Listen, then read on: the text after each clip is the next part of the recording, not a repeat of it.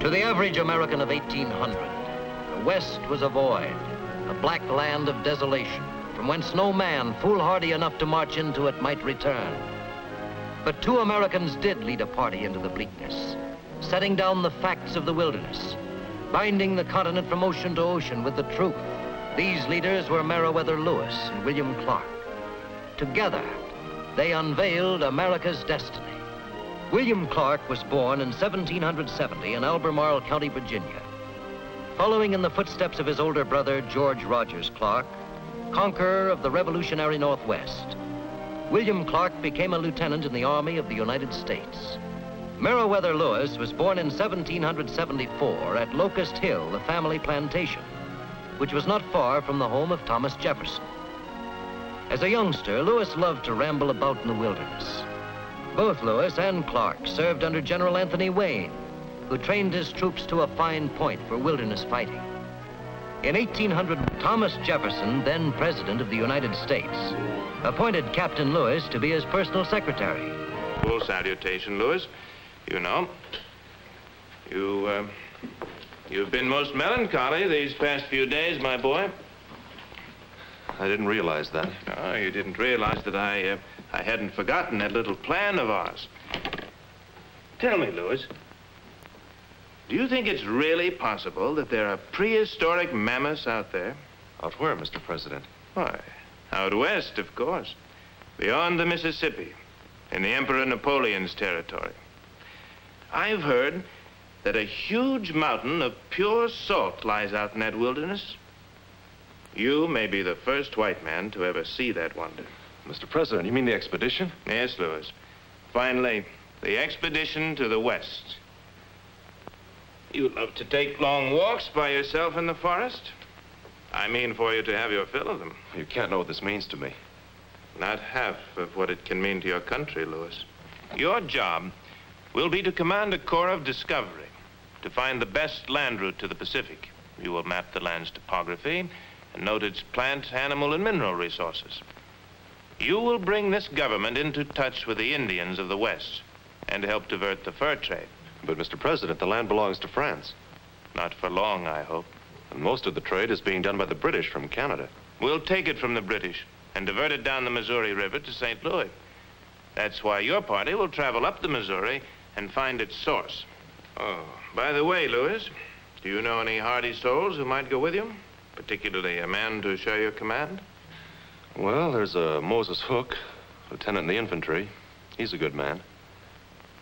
But Billy Clark, the old redhead, there's a natural leader for you. And none better when it comes to maps and sketching. George Clark's brother. With one of those Welshmen with you, you needn't worry about a hairy mammoth. It'd turn tail and run for its life. Jefferson prevailed upon Congress to appropriate the sum of $2,500 for the purpose of extending the external commerce of the United States. And in 1803, Lewis and Clark began to mold a group of 37 men into a corps of discovery. While Lewis set about purchasing supplies, Clark trained the small force at Camp River du Bois, near the mouth of the Missouri River. Now, Shannon, there's your musket cleaned. Now you clean mine. Captain Clark, sir, I don't think I'll ever get it right. Captain, sir, might I be taking young Shannon and whacking with the by private like a dead soldier? Very well, Paddy. Yes, sir. Come on, me by. Old Paddy'll see you finish your lesson. Captain Bill, Captain Billy, Captain Lewis is here. He says send him men to help him unload supplies. He said, hurry, hurry. All right, York, all right. Pryor, Ordway, Dooyard.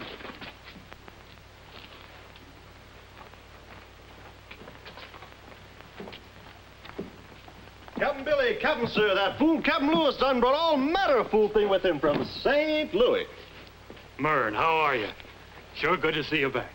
Did you see them transfer the territory at St. Louis? Oh, that I did. First from Spain to France, then from France to the United States. All in a matter of 2 days. Very formal, but the land is ours. Yahoo! Jefferson did it. The Corps Discovery won't need passports now. That's Yankee land, and all for $15 million. The Louisiana Purchase. And what did the captain bring back this time to overload the boats and break our backs on the trails? Oh, mostly Indian presents this time. Tomahawks, red flannel, combs, butcher knives. 4 dozen of them. 8.5 pounds of red beads. And 73 bunches of assorted beads. 15 dozen scissors. 2,800 assorted fish hooks. Just a few odds and ends.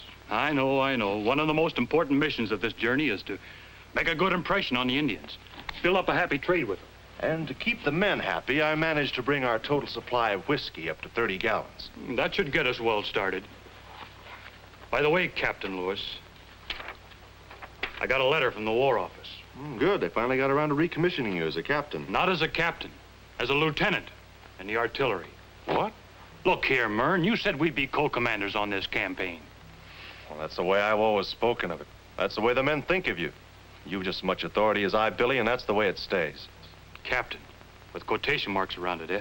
I picked you, Billy, because I knew you could lead. I'm depending on you, Captain. You've got the confidence of the men. Together as co-commanders, we'll get to that Western Ocean and back again. Agreed? Agreed. By the way, how's the work coming with the boats? Oh, very well. The bateau's almost finished. The 2 pirogues are ready and waiting. May 14th, 1804. The Lewis and Clark expedition started up the wide Missouri. It moved upstream through the last outposts of white man's civilization. And by October, the party had reached a point 50 miles north of modern-day Bismarck, North Dakota.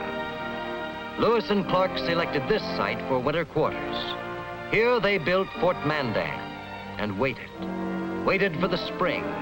And here they found Charbonneau, a Frenchman, and his wife Sacagawea, a Shoshone Indian girl. Merci. Say it, squaw. Merci. That's enough, squaw man. Oh, but of course, Captain. Still, Charbonneau does not understand. She is but a squaw. Among the Indians, she is less than nothing. At the most, property. And Sacagawea owes me much. She is a captured Shoshone girl. Who knows what might have happened to her if it had not been for me, a loving husband. But I am a weak man that cannot stand to see suffering. Her body is covered with the marks of your beatings. Well, I have shortcomings. But as you have said, I might be valuable to you as an interpreter. Still, I don't know. I don't like to be tied down. Perhaps some little incentive. Say $25 a month? Oh, Captain Louis, that is a very fine offer. You hear, Sacagawea? $25 a month. Oh, how valuable is your husband, no? Your wife will accompany us, Charbonneau. She'll be able to interpret for us when we reach the land of the Shoshones. Oh, very, very true. Very true indeed. She can row and carry, and she can stand very much. Now, little pomp. What's the trouble, huh? Don't you worry, Sackett. I'm gonna call you Janie. Don't you worry, Sackett. Don't you worry. We're gonna fix up Pomp in no time. Yes, we better take good care of him while we can.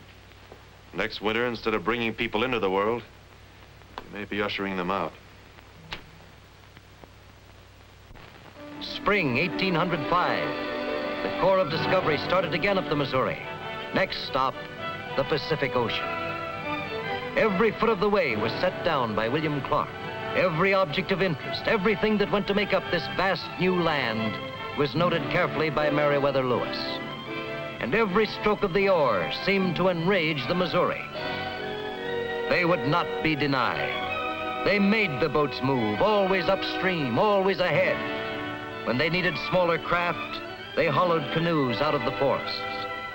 Every new mark on the map was etched in hardship, anxiety, courage. They put names on the land and waters, past Maria's River, onto the Great Falls, and then to the dilemma of the Three Forks.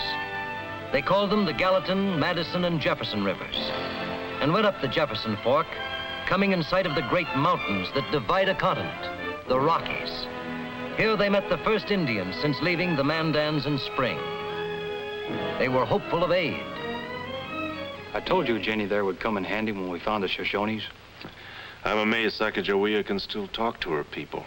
She certainly wasn't any help when it came to finding their villages. How's your rheumatism, Billy?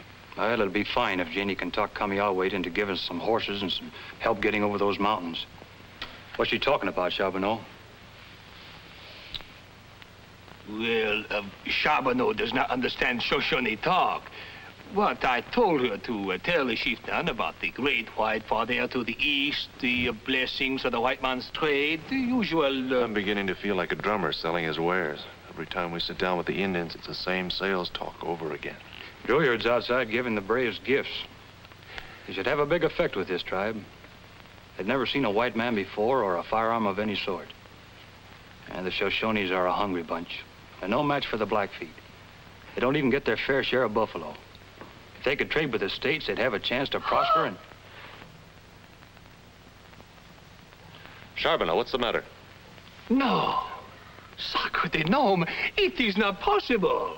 What are you talking about? Gentlemen, I am the Usbanto royalty.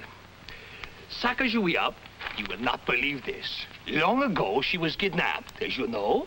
But she did not know or remember her position. She is the sister to the chieftain, Kamaiwe. Why, then Janie can get us what we want. Oh, oui. No.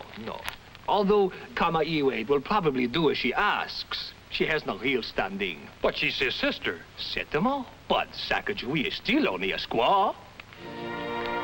With the help of Sacagawea's tribe, the party obtained horses and guidance. Up and over the Rocky Mountains. They found the beginnings of the river that could carry them downstream, down to the Pacific. The men were heartened. The rest of the journey would be downhill. But difficult as the journey up the Missouri had been, it was nothing to the harrowing trip down these roaring cataracts. Through the country of the Nez Perce, down Snake River into the Columbia, down Homley Rapids, past Mount Adams and the Cascades, and out to the ocean. Yes, there came the day when William Clark wrote in his journal, "Ocean in view." Winter 1805. The Corps of Discovery on the Pacific shore near the mouth of the Columbia River. Fort Clatsop was built, and the men waited. I say marry her, Billy. What? Judy Hancock, marry her. Much better than naming rivers after her. An honor she may never hear of. I'll marry her and name rivers after her. You're an incurable optimist, Billy. There'll be a ship along any day now to pick us up. The president knows it's about Do you time. really expect a ship? No. It's been deadly dull for months. Not enough happening. No tobacco, no meat. Fort Clatsop. Clatsop. Have you ever heard a name with fewer possibilities than Clatsop? Don't worry. You won't be here much longer. I've started planning a trip back home. On foot. But we haven't any horses. That's what I said. On foot. Private Shannon reporting, sir. Relieved of the watch. What do you have to report, Shannon? Nothing, sir. And a great deal of it, I might add. You can take a report back to the men for us. Tell them so far the trip has been easy. If they can stay alive during the walk back home again, then they've passed the real test. March 23rd, 1806. The Corps of Discovery walked away from the Pacific Ocean. Its goal, the Atlantic. Back they toiled along the Columbia and over the Rockies. Clark took one party down the Yellowstone River to further explore and map possible routes of travel. Lewis took another party on toward the Missouri. At the juncture of the Yellowstone and Missouri, the parties met and continued to Fort Mandan. Only 1,600 miles to St. Louis. But back at Locust Hill, Merriwether Lewis' mother received a caller, an old neighbor and good friend. Lucy, I have a conscience that's been bothering me about your son and about yourself. Have you heard anything definite? Nothing, only that Indian rumor has it that the party was last seen crossing the Rocky Mountains, heading for the ocean to the west. And that news, who knows how old it is. No, believe me, Mr. President, I hold no false hopes. You know, Lucy, those two young men aren't the first I've sent to pry the lid off the wilderness. But in this case, I feel I've sent men very dear to me. And to what fate? Torture, starvation, death. Did I do wrong, Lucy, to send your young man? No, Tom. You gave Merriwether and William a chance for greatness, a chance to make their country great. Thank you, my dear. And may God prove all our fears to be foolish. For if Lewis and Clark are on their way home, they'll travel faster than rumor itself.